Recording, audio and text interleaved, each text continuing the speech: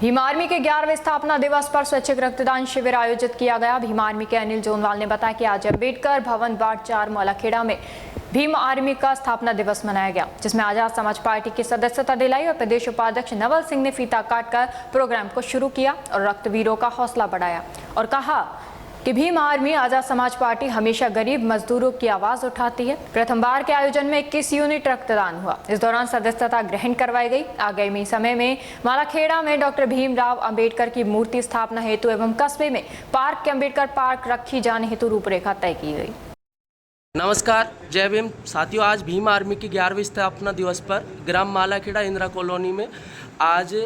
रक्तदान शिविर का आयोजन किया गया है। आदरणीय भीम आर्मी के और एएसपी समाज पार्टी के अध्यक्ष साहब से हम बात करते हैं और जानते हैं आज का आयोजन किस तरह से आयोजित किया है और इस आयोजन का क्या उद्देश्य है। आदरणीय बोलिए। आज भीम आर्मी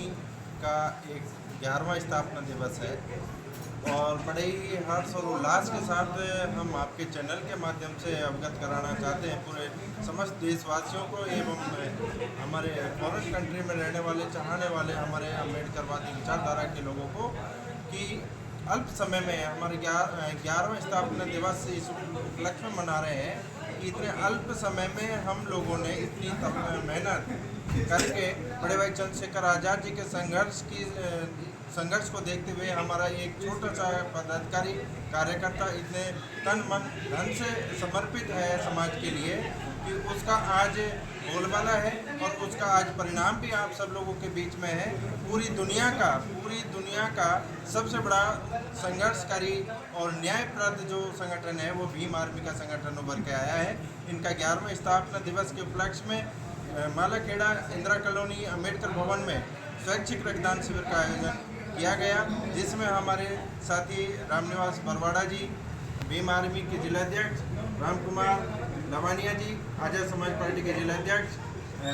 जिला उपाध्यक्ष भगवान जाटव जी, सरपंच जी अनिल जोनवाल जी, पूर्व IT सेल, अभी हमारे कार्यकारिणी के नवनियुक्त मनीष जी, मुकेश जी जो जिला सचिव भीम आर्मी से हैं, अजीत सैनी जी, विशाल जी, तमाम हमारे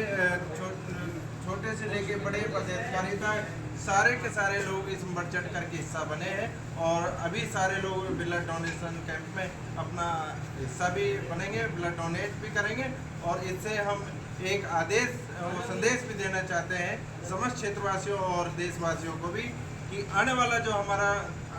टाइम होगा 28 में हमारी पूर्ण रूप से यूपी में सरकार बनेगी बड़े भाई चंद्रशेखर आज़ाद जी के नेतृत्व में और 27 में यूपी में बनेगी और 28 में राजस्थान में बनने जा रही है। इसलिए हमारे तमाम कार्यकर्ता अभी से ही मेहनत में जुट गए हैं और डोर टू डोर, डाणी से डाणी और गांव से गांव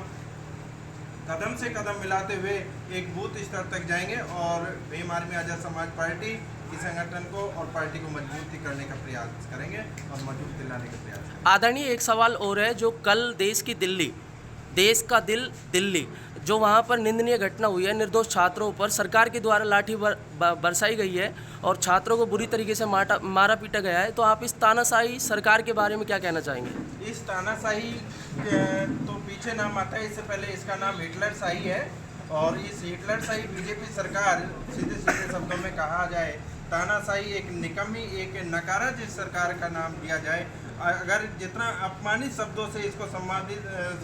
संबोधित किया जाए उतना कम है, क्योंकि एक नकारा सरकार एक स्टूडेंट्स के विषय में नहीं सोच रही, एक विद्यार्थी के विषय में नहीं सोच रही, एक बेरोजगार युवा के विषय में नहीं सोच रही। तो ये मेरे मायने में ये किसी की सरकार नहीं हो सकती, न किसान की हो सकती, न युवा साथियों की हो सकती, न बेरोजगारों की हो सकती, न विद्यार्थियों की हो सकती, न महिलाओं की हो सकती। ये किसी की सरकार नहीं है। ऐसी सरकार को उखाड़ के फेंकना जरूरी है, क्योंकि 543 जो सदस्य हैं संसद हैं वो सारे के सारे एक चुप्पी साध के अंदर बैठे हैं, लेकिन एक अकेला शेर चंद्रशेखर आज़ाद भाई वो विगत 3-4 दिनों से कंटिन्यू जंतर मंतर पर अपना धरना प्रदर्शन में शामिल है और बुलंद तरीके से आवाज़ को उठा रहे हैं, उनके न्यायप्रद लड़ रहे हैं, न्याय दिलाकर ही वो चैन से रहेंगे। इसके लिए हमारे तमाम भीम आर्मी के 26 स्टेटों में चलने वाली भीम आर्मी की टीम वहाँ सभी उपस्थित है और तमाम कार्यकर्ता हमारे वहाँ उपस्थित है, मजबूती के साथ में उस लड़ाई को लड़ रहे हैं और हमारे साथी इस मुहिम को चलाते हुए एक न्याय के लिए काम कर रहे हैं और वो हमें न्याय मिलेगा। और इस आपके चैनल के माध्यम से एक हम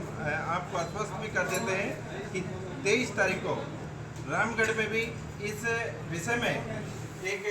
पैदल मार्च निकाला जाएगा, जिसमें आप सभी क्षेत्रवासी बढ़ चढ़ करके हिस्सा लें और एक राष्ट्रपति के नाम ज्ञापन सौंपा जाएगा। धर्मेंद्र प्रधान का इस्तीफा लेकर रहेंगे और इसी मुहिम को चलाते हुए प्रत्येक जिले पर, प्रत्येक तहसील पर ज्ञापन सौंपा जाएगा। जब तक दिया जाएगा ज्ञापन, जब तक प्रोटेस्ट किए जाएंगे, जब तक पैदल मार्च निकाला जाएगा, रोष व्यक्त किया जाएगा, जब तक धर्मेंद्र प्रधान जी का इस्तीफा नहीं आ जाता है। और उसी के साथ साथ जहां शिक्षा मंत्री, अगर बात करें अपने राजस्थान राज्य की भी, राजस्थान राज्य में भी एक अनपढ़ शिक्षा मंत्री को बनाया गया है, जिसमें 3rd ग्रेड के टीचर्स के ट्रांसफर आज तक नहीं खुले और 2nd ग्रेड और 1st ग्रेड के जहां कोई एक मंथली वो चंदा देता है, फिक्स एक अमाउंट पहुंचाता है, उसका ट्रांसफर चुटकियों में होता है और बेचारे एक घर से लंबी दूरी पर करीबन 10-10 साल से 8-8 साल से हमारे 3rd ग्रेड के टीचर्स पढ़े हुए हैं, लेकिन उनके विषय में इनकी निकम्मी सरकार का कोई ध्यान नहीं है। कोई किसी भी तरीके का कोई ट्रांसफ़र करने की कोई पॉलिसी इन लोगों से नहीं बनी। लेकिन कोई बात नहीं, हम आपके चैनल से आपको इस विषय में भी अवगत कराना चाहते हैं। जैसे ही हमारी सरकार राजस्थान में आएगी तो सबसे पहले हम 3rd ग्रेड टीचर्स का ट्रांसफ़र खोलने का प्रयास करेंगे और 100% ट्रांसफ़र करेंगे उनका। आपके चैनल के माध्यम से हम सभी समस्त शिक्षकगणों को हम ये भी बताना चाहते हैं। आदरणीय मालाखेड़ा उपखंड एवं अलवर जिले और राजस्थान के सभी प्रदेशवासियों और जो युवा वर्ग है, खासकर जो युवा पढ़ाई पूरी कर चुके हैं, बेरोजगारी का दंश झेल रहे हैं, उन युवाओं को क्या संदेश देना चाहेंगे आप?